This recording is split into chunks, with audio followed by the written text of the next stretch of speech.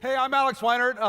I'm from the Microsoft Azure Active Directory and Identity division, and I'm not Alex Simons, as you may have noticed. I did try to grow the goatee to ease the transition for you. I'm responsible for driving and helping with the team that tries to keep accounts from getting compromised and keeps fraud out of the system, right? That's what our job is. We protect our users.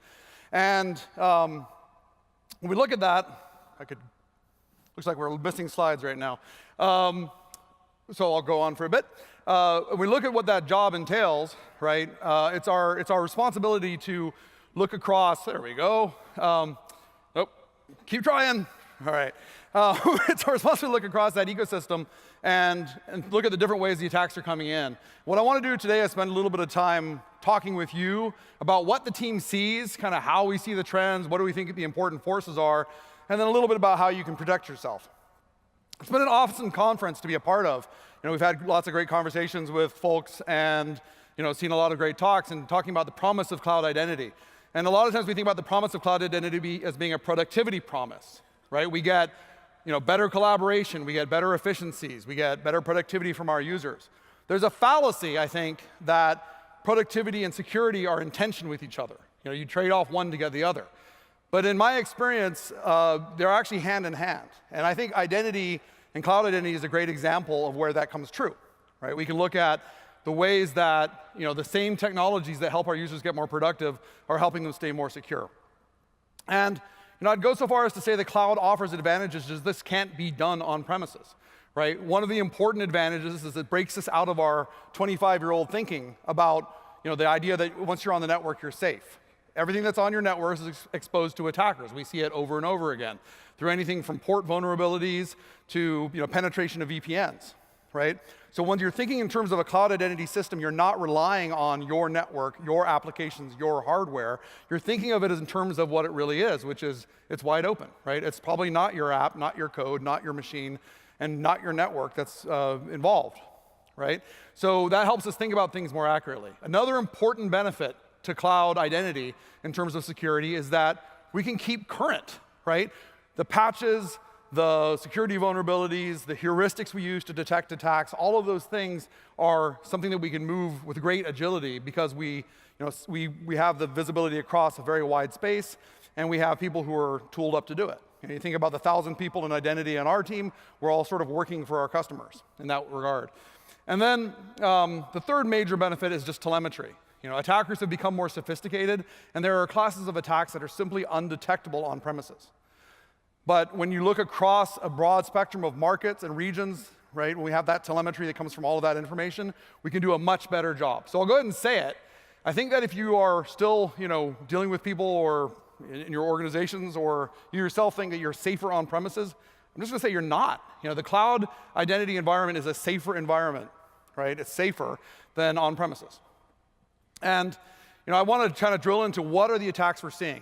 So rather than getting into hypotheticals, like what research shows may be possible through new classes of attacks, I want to stay focused for a little bit on what we're actually seeing. And so the team pulled some numbers that are very recent to actually give you a sense of what are the volume movers for account compromise and account attacks in our system. So this is data pulled from our own system. And what you're going to see here is that by vast majority, right, your problem is passwords. And so I would like to kind of tell you the story of passwords and about current attacks through the lens of a case that our team worked a year ago with a major customer. You know their name, but we're not going to share it. But it could be any of you, right? It could be anybody's IT department because the pattern of attack here is so common, right? We're going to start off with a little story about breach replay. So this is, and these terms, I think can change, but this is what we call it. So breach replay is where your user has reused their credentials. They've shared their credentials with another site, right? It's time to go schedule lunch. That cool restaurant takes reservations. I'm going to put in my email address for work, and passwords are hard to think up, so I use my password. But now I'm relying on the data at rest policies of that restaurant, right? Whatever that they happen to do. And so the bad guys can intercept that, or we might have a bigger breach, right? I had a gentleman, it was in Japan, I had a gentleman look across me and very seriously say, my users are too smart to do this. I beg to differ. Your users are not too smart to do this. Your users will do this. They will reuse credentials. And when sites are compromised, this is, by the way, a very interesting case on lots of levels. But when sites are compromised, right, all the credentials that were reused in those sites go into the black market, right? And then they can be replayed, and we attempted typically against our consumer systems first, and then we can hopefully pick up the attack. But the point is here that even one is enough, because in the case that I'm talking about, our victim lost one account in this way, and the attacker attached a mail client, okay? And the mail client downloaded the address book, right? Now, the attackers here didn't have to be particularly smart. You can buy tools in the black market to go and assist you with these kinds of replay attacks. And it's not like it doesn't happen all the time. So this is April. Not a couple years ago, April, this April, a couple months ago, okay? And you can see that the daily attack volume regularly exceeds 10 million and often exceeds 20 million. Right, so what we're seeing here is username password pairs being played back by attackers from these lists that are being traded on the black market. So that's April. Now, what happens next? Well, now I've got your address book. So instead of having 1 or 2 usernames from your organization, our attacker now has 40,000 names from the organization. A password spray attack takes advantage of the fact that password complexity rules and password expiration rules create predictable passwords in your organization. And it reduces the key space for attackers in such a way that a password spray attack that tries as few as 10 passwords across your user base will typically harvest something like 1% of your user base successfully, right? Password expiration rules and password complexity rules are bad. And we'll talk about that a little bit later. But when you have this kind of attack at 1% efficacy, right, I can take 100 users, I will break 1. In the case of our victim, they broke about 280 accounts. And that was enough to do some real harm. Our attackers, again, are empowered by tools. It's a whole industry, right? So if I have a set of usernames and I want to try common passwords, I can run a tool like this, and I can go, harvest a bunch of these things out. So, no show of hands, please. But if you have a password that starts with an uppercase letter, lowercase letters, then a number, then a symbol, the symbol's an exclamation mark, you would not be alone in the room, right? So we all know this. We can tell people are lazy, ABC, 1, 2, 3, QWERTY, right? People react predictably to rules. And so the bad guys exploit this in the tools, and there you go. Now, a low and slow attack, like a password spray attack, executed well, executed from many different IP addresses and with patience, is not detectable. Okay, Maria is a data scientist on my team, and I said, it's hard to detect. She said, no, it's not detectable. Not detectable by an individual company. But when you look across many companies, you see something like this. Now, if you want recent data, I can't do anything better than this. This is last week. The last date on this slide is the 21st of June. So this is a week's worth of password spray attacks.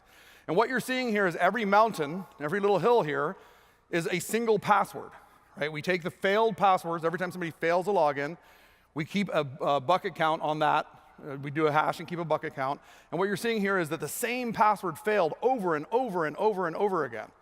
What's behind that is a list of usernames where that password's being tried, and they just go one over the other. And the overlaps may be different attackers, or they may be individual attackers trying to hide their tracks. The point is that this is an attack that we can see only because we can see across cloud space, right? Because we can see across all this environment. It's a case where you simply can't get this benefit on-prem. You are safer in the cloud. Oh, by the way, you might be thinking, I never had these attacks, or I never knew about these before I went to cloud. No, you had them, right? If you walk into the kitchen and you turn on the lights and you see roaches, the lights did not cause the roaches, right? the roaches were there. Now you can start cleaning it up. Okay, so phase 3. So now I have 300 accounts or so, and I go into a phishing attack. Now, in the case of a good attack, what I can do is I can take your email templates, your organizational chart knowledge. I can even go into a case where I can say, let me find somebody who's emailed me a document and said, please review and send this back, right? Or where's the document I'm waiting for to review? And in this case, the attacker was trying to work their way into the executive office.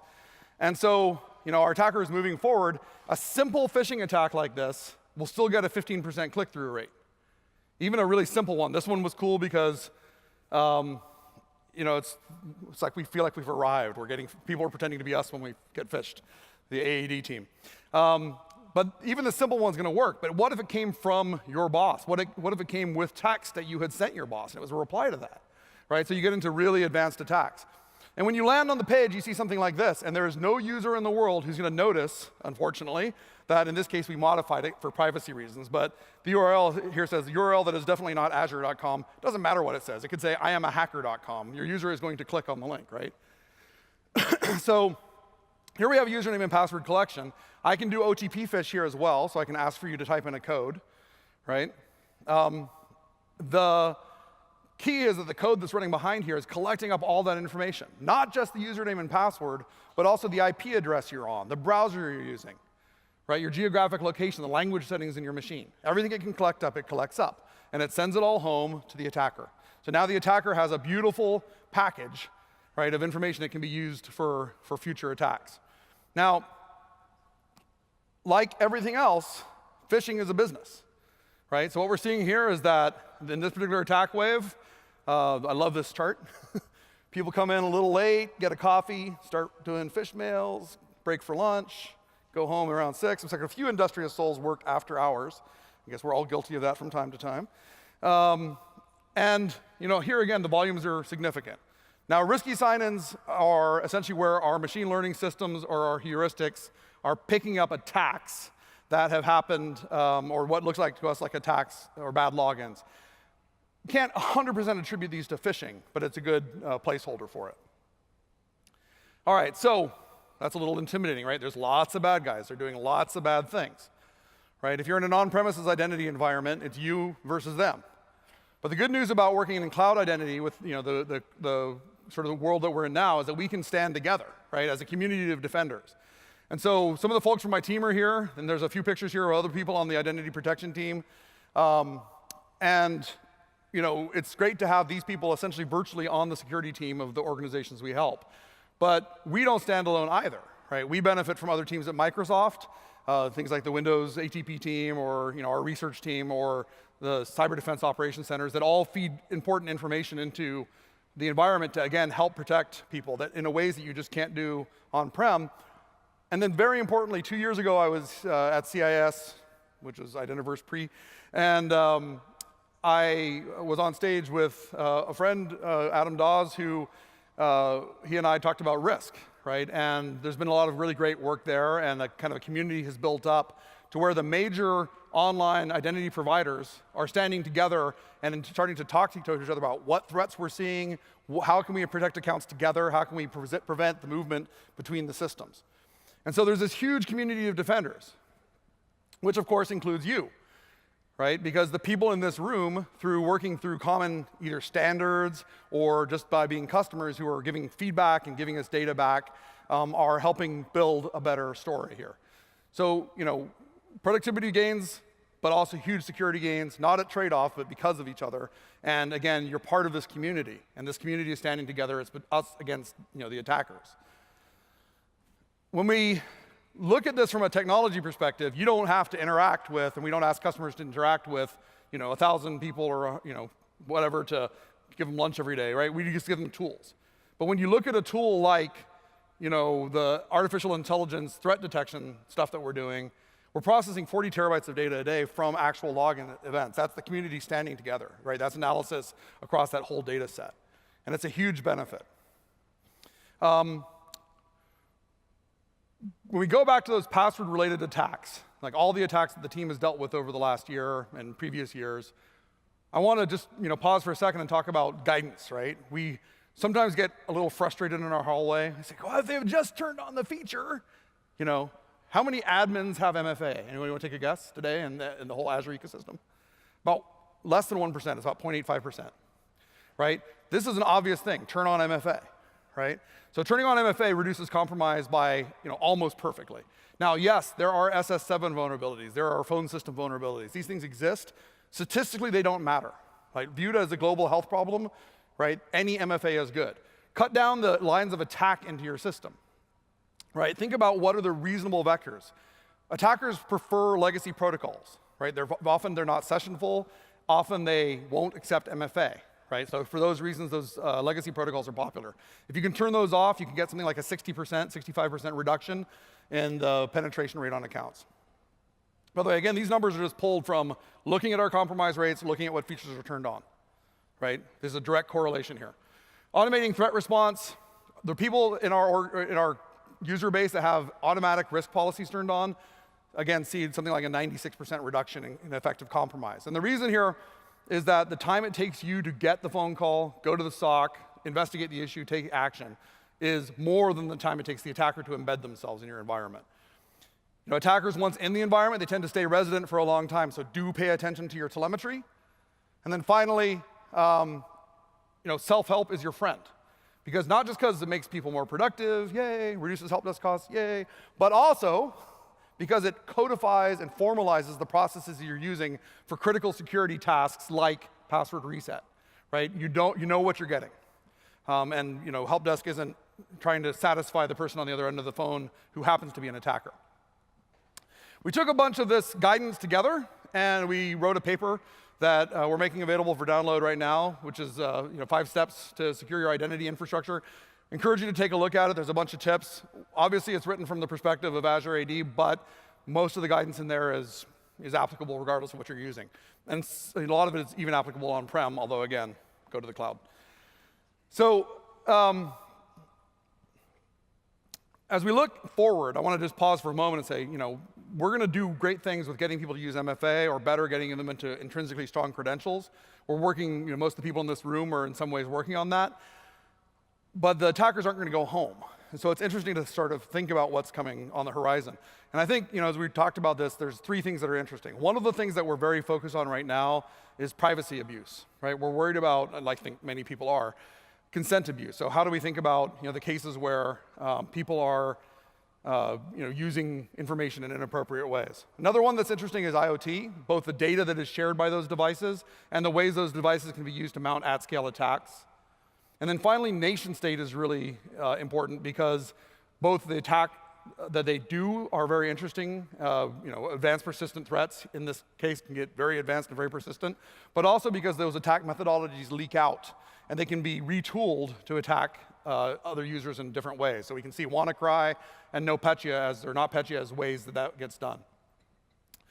So as we look forward, right, and we kind of talk about how we get past passwords and start to deal with some of these privacy issues, I wanted to invite Maria Protascalvo from the identity protection team out to talk a little bit about what we can see on the road ahead.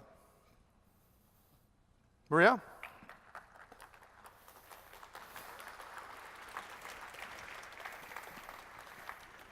Hi, everyone. I'm Maria. Today, I have some really cool demos about some new features that we've been working on at Microsoft. First, let's talk about passwords. It's come up many times in the conference, and we all know passwords are terrible. They're a huge attack vector for identity compromise, data compromise, and we're all working to get rid of them. So I have 2 demos that show how we're in the way to get rid of passwords. The first one, I'm going to sign into Windows using a FIDO key. So I have my laptop here is running the latest version of Windows 10, the same one you can get today. And this here is a FIDO key. You can get it on Amazon or anywhere. So I'm in my sign-in screen here. It's asking me to insert my key and finish my sign-in. I insert the key in the USB port. I'm going to put in my fingerprint. And now I'm in Windows, and I have single sign-on to any application. Yay! The cool thing about this, too, is that this enables also shared devices, because as long as the machine is joined to the Azure Active Directory of the tenant, you can use the key to sign into any device. That's awesome. Yeah. So the next one, I'm going to show you how you can sign to your cloud apps by using the phone authenticator. Again, no passwords. I have a phone here that has the latest version of the phone Microsoft Authenticator. And I'm going to show you how I log in. So I'm going to open my web browser. And I'm in the Office sign-in page. My username is preloaded. I'll click on my username. And it's sending me in the phone, it's sending me a push notification to approve the sign-in. So I'm displayed with all these numbers. And I'm going to click on the number that is showed on the laptop screen. We do this to prevent people from accidentally clicking and accepting malicious requests. So I click on 93. I put in my fingerprint. And now I'm logged in.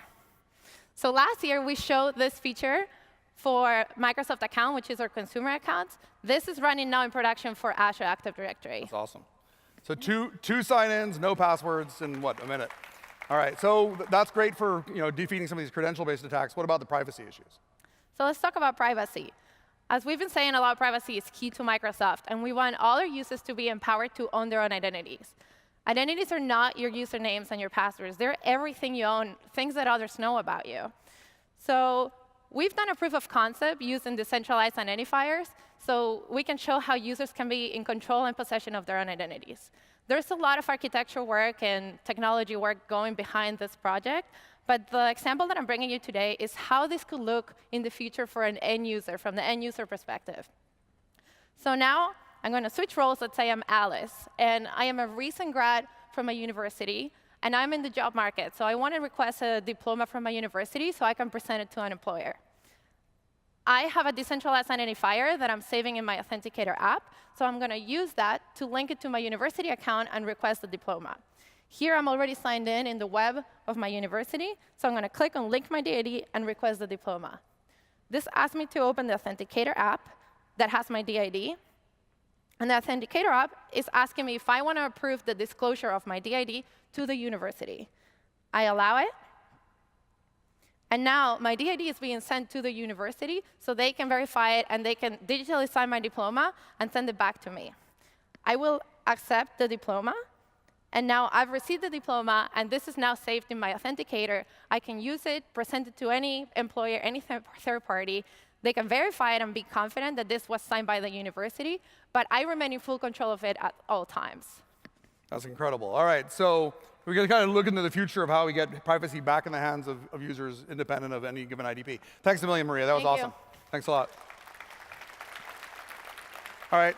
Well, I hope you enjoyed the demos and thought they were cool. I think they're very cool in part because they were really built on the backs of work that's been done by this community, right? When we think about how this all came to fruition, it's the standards work that we've been doing over the years together, and that collaboration that's really made it possible to do things like sign in with the FIDO token or start to investigate things like the distributed identity. Rather than my talking any more about it, though, I'd like to invite to the stage our new Director of Identity Standards, Ms. Pam Dingle. Pam? Thank you. Thank you. Hi, everybody. I'm really excited to be here. I have been at every single Cloud Identity Summit for all the times there was a Cloud Identity Summit, and I'm going to be at every single Identiverse, too. So this is really exciting for me. Some of you might be wondering, what the best part is about working for the Microsoft Identity team. And I can give you 8 billion daily reasons why it's super amazing to be working here. This number, 8 billion, is only enterprise. This is Azure Active Directory transactions, identity transactions, and it's daily. So we have an amazing opportunity here to work with the industry, to collaborate, and to grow what it means to be able to connect together via standards. That's why I'm excited. I want to just cover 2 more numbers as well, which I think you'll all be very, very interested in. Those numbers are 92 and 6. 92% of the apps on the Azure AD platform use OAuth or OpenID Connect or both. So any of you out there who think that maybe they're not willing to dip their toe into this newfangled OAuth thing, you guys might want to just rethink that a little bit. This is a workhorse standard for Microsoft, and it's pulling more than its weight in daily transactions. Now, that's not to say that 6% isn't an important number in this picture as well. This 6% of apps that run SAML may not sound like much, but these apps have massive traffic, right? Massive bandwidth. So these 2 standards are working together. They're complementing each other to solve business problems every single day. Let's just go over the last 15 and a half or 15 plus years, shall we? We have built an amazing composable set of tools for architectures, right? We have, we started off pulling passwords and credentials and centralizing them, right? Getting them out of perimeters. We have reduced credentials being sent across perimeters. We have reduced credentials being sent in API fetches. We have reduced credentials being stored on native mobile apps. And now we're in a position where we're starting to standardize authenticators so that we can innovate on the types of ways that people could even use credentials in the first place. We've done all of this, and it all works together. That's the amazing thing about it. So I want to just talk for 1 second about what we're looking at now. What's dropping now? What do you need to know as identity professionals before you leave today? And there's really 3 things, 2 to 3 things that you need to know. First of all, you need to understand what FIDO2 is. FIDO2 is 2 standards, CTAP and WebAuthn. CTAP is a standard that lets you do an interaction dance with an external authenticator. That could be USB or it could be NFC. Could be other channels. The important thing is it's standardized. WebAuthn is a way for web services to integrate and ask for the dance to start, to ask for that authenticator dance to begin. And with those 2 standards together, it means that we can chain things. We can have a web service ask an operating system to either use onboard authenticators or to reach out to external authenticators as the beginning of an authentication journey. Now, the second one is token binding. Token binding is, as we speak, being built into the fabric of the internet. This is one of those things that's going to bubble up and then sort of not be seen again because it's under the covers.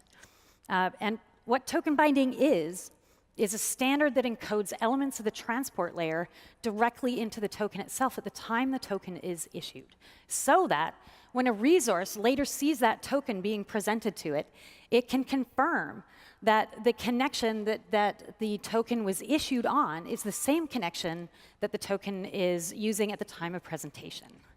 Just to interject, that's an amazing benefit against token intercept and replay attacks. Yeah, it's going to change the game. And the great thing about it, too, is if we go in and we look at how that interacts with our greater standards family, it sort of starts something, right? So now we can get to the point where elements from the entire chain of interaction can be encoded into the token and checked later. For example, with OAuth 2 and with FIDO2, we can take elements from the original authenticator that the user used and in the same way encode it into the token so that all of this knowledge is being carried from issue time all the way through to token use time. And that's a holy grail, an absolute holy grail that we call, or that the industry calls end-to-end proof of possession. We're working towards it. One last thing that we're interested in and excited about, and we don't know where it's going to go, but we want to be along for the ride, is something called the Decentralized Identity Foundation. So you saw Maria's demo, right? It's a pretty interesting, slightly different take on how credentials might be stored, how assertions or information about people might be stored. What we are hoping to do with the community all together in the Decentralized Identity Foundation is explore these concepts. So we have contributed our proof of concept code. Other people have contributed code. Everyone is working together there to explore use cases and business concepts and try to understand what might be coming down the pipe next. So 4 things. Just 4 things that you need to walk away from. Just ignore all the stuff he said. It doesn't really matter. The 4 things you need to remember is, 1, OAuth 2 and OpenID Connect. You need to look into them. If you're not doing it now, you need to look into them because some of these other follow-on concepts are built on top of it. Number 2, FIDO2. If all you know is FIDO, then you don't know enough. You need to dig deeper. You need to understand the protocols that are available to you and why they're available and how they're available. And they are available today. Number 3, token binding. Token binding is going to sneak up on you because it's coming up slowly and silently. So be aware and be ready for when it's coming, when it really does land. And then lastly, Decentralized Identity Foundation. If you're interested in seeing where the innovation can go, we would really love it if there was a great big community that was working together. With that, I guess you can have this back. All right, stay with me here. So we have standards and security standing next to each other here, and I think we go back to talking about the community, right? The community of users, the community of people who build identity systems, and the community in the standards organizations. We really see how all of us are standing together as part of a community of defenders. I want to, Pam and I were brainstorming how we could get the community of security researchers, which is another group that we work with a lot, to the table. So I'm excited to announce that we're going to be introducing a set of bounties through our Microsoft Bounty program for security research to actually incent responsible disclosure of any security-related flaws in the identity standards we support. Now, right? Is that awesome, or is that awesome? Yeah. So no enthusiasm at all from Pam. None. We're a little bit ahead of our lawyers on this one, but the lawyers are catching up, and we should see some, if you check the URL at the bottom here next week or so, you should see the details emerging. The ink is not quite dry yet. The second thing that we're doing is because privacy is such a core issue, we're going to be doing a set of bounties on data disclosure. That'll also be in the links below. And we're generally just supersizing all of our identity-related bounties to continue to encourage responsible disclosure on what we think is the most important front against criminal activity in the internet and in your businesses. So those are the bounty programs we're introducing. Just to sum up, I have only really two things I want to say. The first is thank you. Thank you for being part of the community of defenders. If you're working in identity, you're a security person too.